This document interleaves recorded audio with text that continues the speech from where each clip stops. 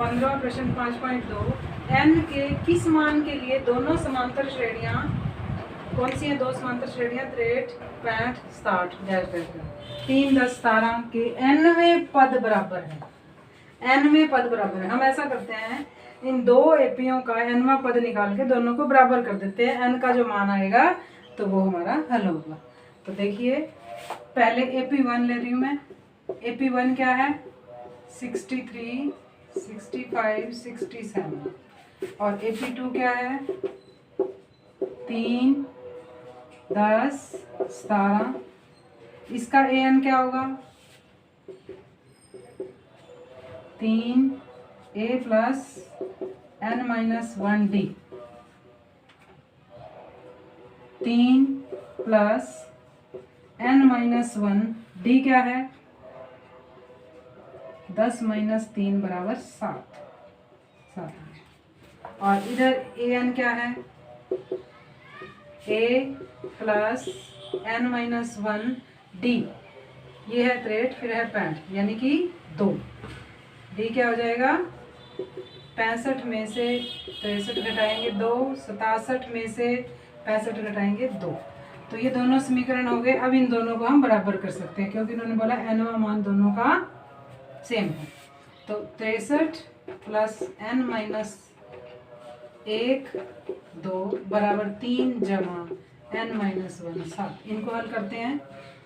63 plus 2 को अंदर गुना करो 2n माइनस 2, 3, 7 को अंदर गुना करो 7n माइनस 7। अब 63 में से 2 घटाओ 61 प्लस 2n, और इधर है 3 में से 7 घटाओगे माइनस 4, 7n। अब n एक तरफ ले जाओ, 4 इधर ले आओ, और ये n इधर ले जाओ। कितना हो गया? 65 बराबर 5n। तो n का मान कितना आ गया? 65।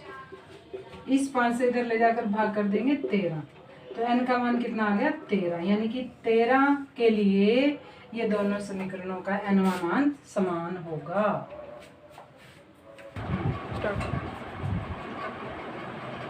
16वां प्रश्न, AP ज्ञात कीजिए जिसका तीसरा पद 16 और 7वां पद 5वें पद से 12 अधिक है। देखो बच्चों, यहाँ AP निकालने हैं। AP निकालने के लिए आप सोचेंगे कि AP के लिए हमें क्या क्या चाहिए होता है। AP क्या होती है? बोलो। a plus D, a plus 2d। इस तरह हम AP निकालते हैं। यानी कि अगर हमें a और d पता है तो हम AP बना सकते हैं।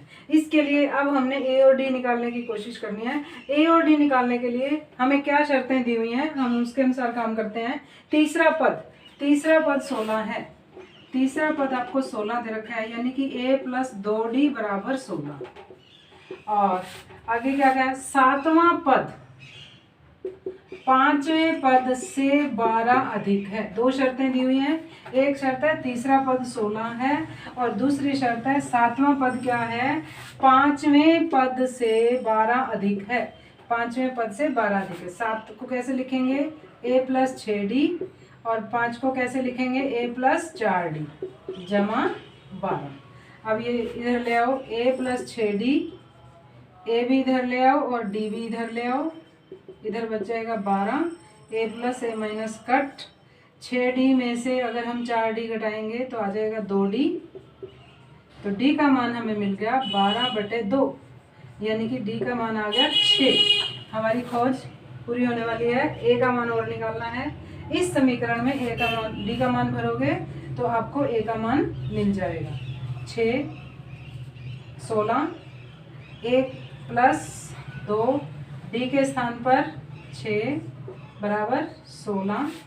a बराबर 16 में से ये 6 दूनी 12, ऐसे लिख देते हैं एक बार में, प्लस 12 बराबर 16। a बराबर 16 माइनस 12 कितना आ गया? 4। लो जी, a का मान भी हमें मिल गया 4। अब हम AP सीरीज बड़े आराम से निकाल सकते हैं। AP पहला पद क्या है? a, दूसरा पद क्या है? a प्लस d, तीसरा पद क्या है? a plus 2d। इस तरह हम सारे पद निकाल सकते हैं। 4, 4 में 6 जोड़ेंगे 10, 6 दूनी 12 और 4 16। ये बन गई अपनी AP। कंप्लीट। 17वां प्रश्न। AP 3 8 13 डैश डैश डैश 253 में अंतिम पद से 20वां पद, यानी कि ये अंतिम पद है, इससे पीछे 20वां पद निकालना है हमें। तो ये इसके लिए ये नई चीज आई है आपके सामने। तो ये पीछे से 20वां पद कैसे निकालना है, इसका आपको मैं सूत्र बताती हूँ। पीछे से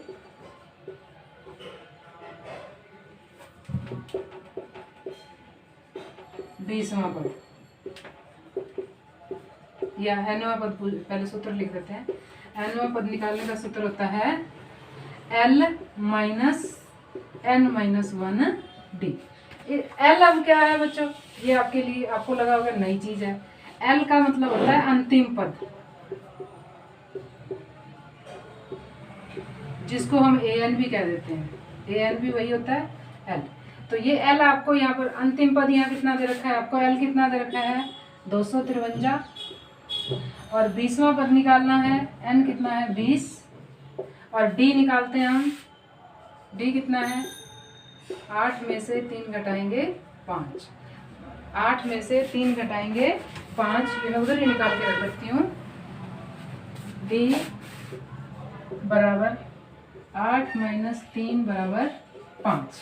तो L कितना है 253 माइनस 20 माइनस 1 और 5, 253 माइनस 19 और गुणा 5, 19 5 95, घटाइए 13 में से 5 घटाएंगे 8, 14 में से 9 घटाएंगे 5 और 1, ये आएगा आपको पीछे से 20वां पद 158। तो ये सूत्र आप ध्यान रखें, जब आपको पीछे से निकालना हो तो इस सूत्र का आप प्रयोग कर सकते हैं। L मतलब अंतिम पद।